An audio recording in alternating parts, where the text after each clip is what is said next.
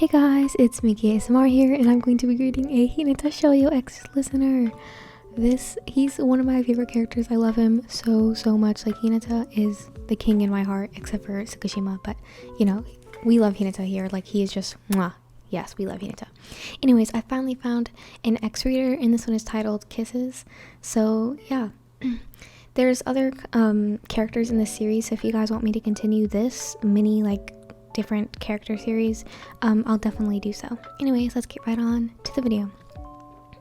Hey, Hinata, came a familiar voice.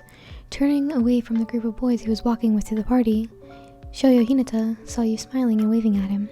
First name, hi, he shouted back enthusiastically, waving back wildly. Oi, calm down, dumbass, Kageyama growled, smacking him in the back of the head. Rubbing the sore spot, Hinata winced as you caught up with them. Hi, Kageyama, Yamaguchi, you addressed the other boys with a smile. Where are you guys going all dressed up like that?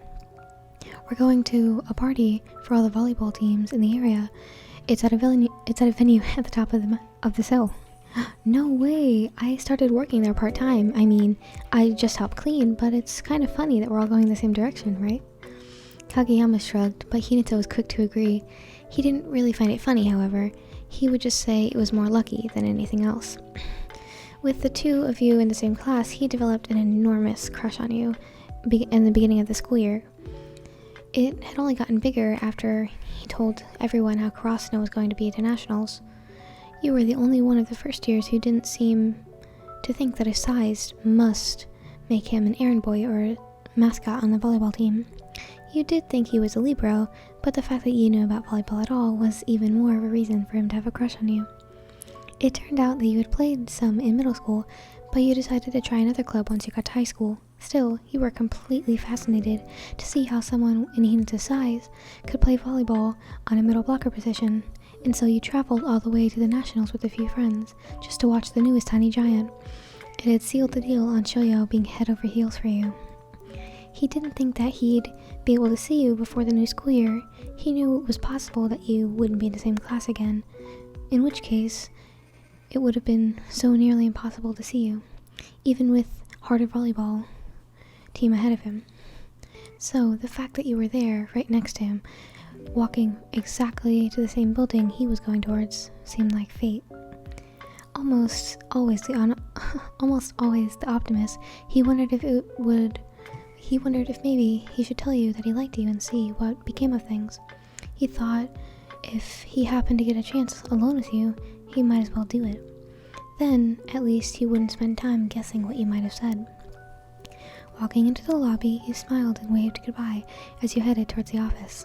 See you later, Hinata shouted before waving his hand and having his mouth covered by Kageyama.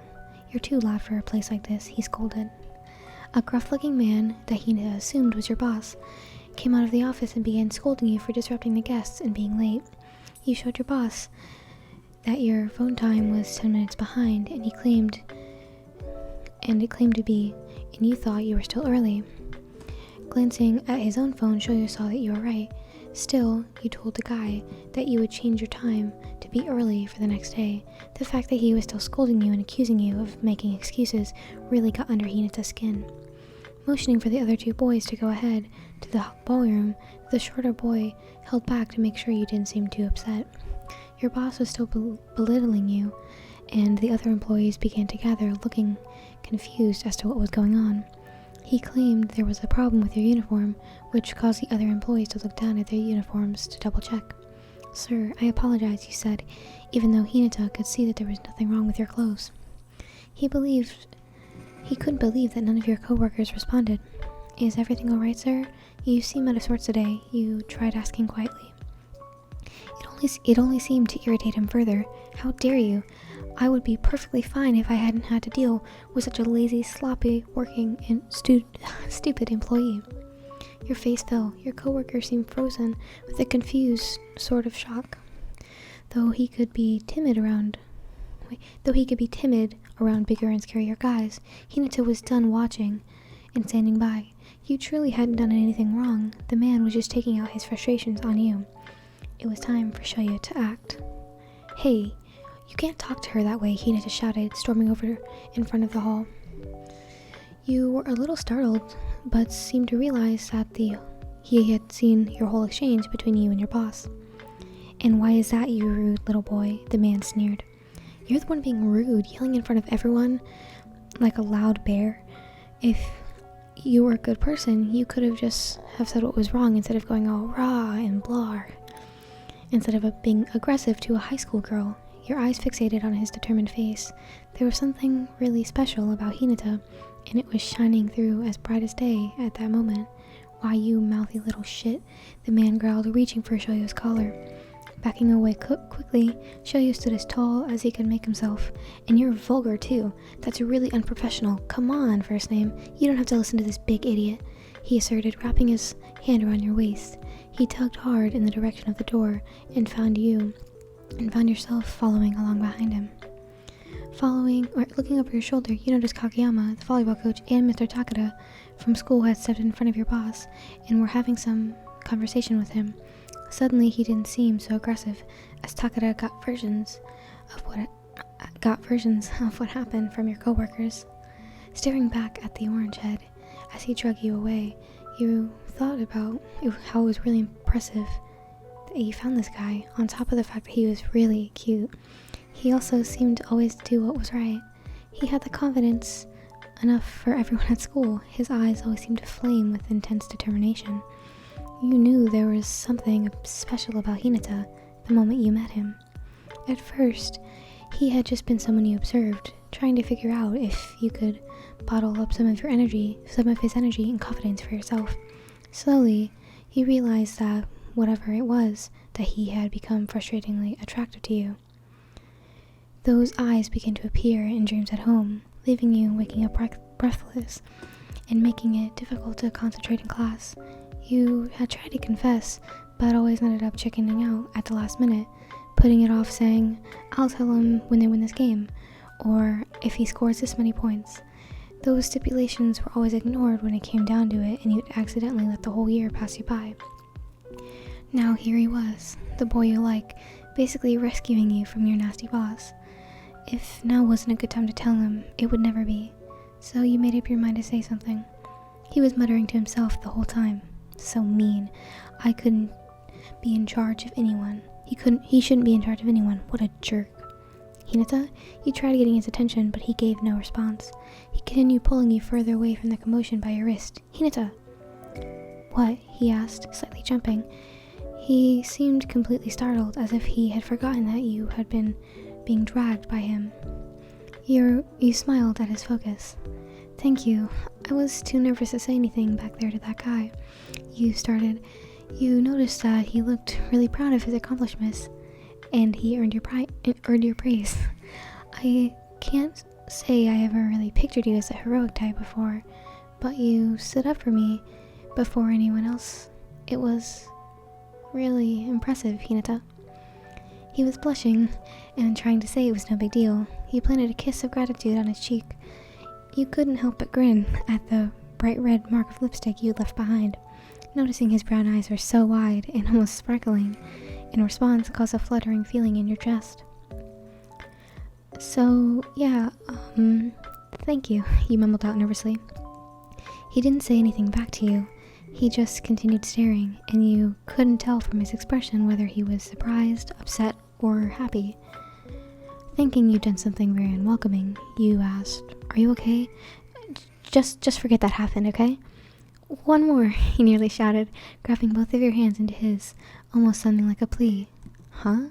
You hadn't really known what to expect, but you really didn't expect such an enthusiastic response. "Oh, sorry," he said, trying to dial back his level of excitement. "I almost forgot I hadn't told you. Well, I like you, first name. I really think you're something special." You couldn't believe it. It was exactly how you felt about him.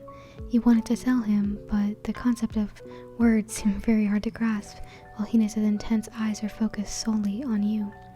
You opened your mouth, but nothing came out. Stepping a little closer, he said, I mean, kissing you is something I've been thinking about all year, and I want to try again. While I was expecting it, if it was okay with you, could I kiss you once more?" Closing your eyes, you had only given a small nod before you felt a brush of his subtle lips against yours.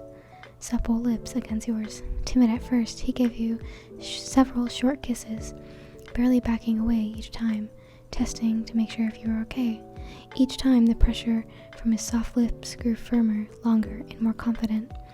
He was sweet and slow and gentle, and something about the fact that he was doing that made him hungry for more. Stopping momentarily, Hinata looked into your blank-colored eyes. The intense gaze of his locked on you. This feels good, right? I like kissing your lips, first name. Such sincerity from the boy was something you were completely unused to. Not only did it make him adorable, but it made him irresistible. He gave a low, hungry laugh. Yes, Shoyo, it feels really good. He grinned in a daze as you tangled your fingers in his messy orange hair and pulled your faces back together. For once, you were the one who seemed wired. All the sweet things he had said to you throughout the years, all the kind things he had done, all the funny things to cheer you up when you were down, they all seemed to suddenly fill your thoughts. Your gratefulness and need poured out into kisses, pressed onto his pale skin. His lips, his cheeks, down his neck, over his chin, beside his nose. Then, his roughly shaking hands came to either side of your face, tilting you towards him more, pulling you into another long-lasting, silky, soft kiss onto your lips. Adding another quick flick of his tongue across the seam, he moved back, leaving you with a lingering desire for more. The confident look on his face didn't help you in the slightest.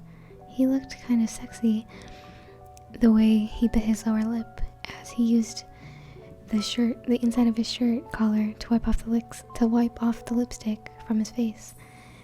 The brown eyes you could never seem to stare at long enough were even more filled with fire than usual, and all you could do was try to straighten out your own clothes and your smudged lipstick. I should go, you both said at the same time, laughing in the coincidence. You gave him your phone number and decided to head home. The job wasn't worth a boss that was like yours, and you certainly didn't want